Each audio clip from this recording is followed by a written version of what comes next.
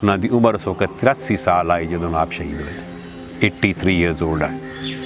एक 83 साल के बंदे वास्ते घोड़े ते चढ़ के जंग करनी ये बड़े मायने रखती।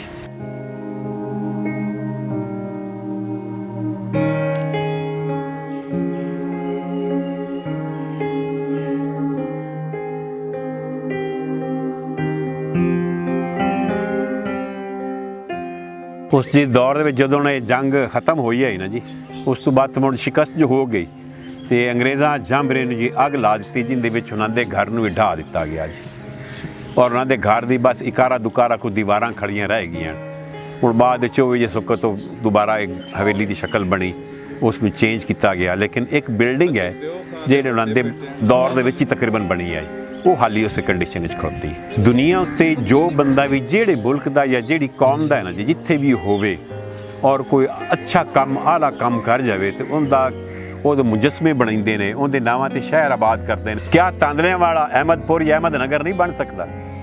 जड़ा वाला अहमदाबाद या अहमदनगर या अहमदपुर नहीं बन सकता? और जिन्हें इस धरती वास्ते खून दिता है सिर्फ उन्होंने ना चौकों जोगे ही रह गए। एक स्कूल बनाया तो स्कूल का भी ना हटा के मुड़ वापस गवर्नमेंट हाई स्कूल रखी गया।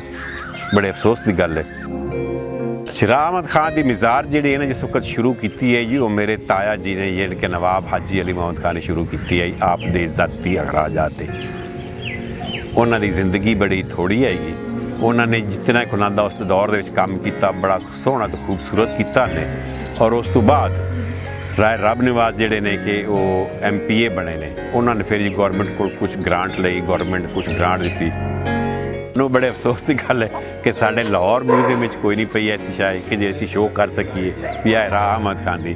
लंडन म्यूजियम में पई राह अहमद खान की तलवार लंडन म्यूजियम में पई हुई है। राह अहमद खान का जो सिर पर पाते हैं उस दौर के अज के दौर च आपां हैलमेट सद लीए, उस वक्त जो लोहे का पाते हैं जरा वो उन्होंने उत्थे लंडन च जो अंग्रेज जो उन्होंने शहीद किया उन्होंने कोलों लैके चले गया।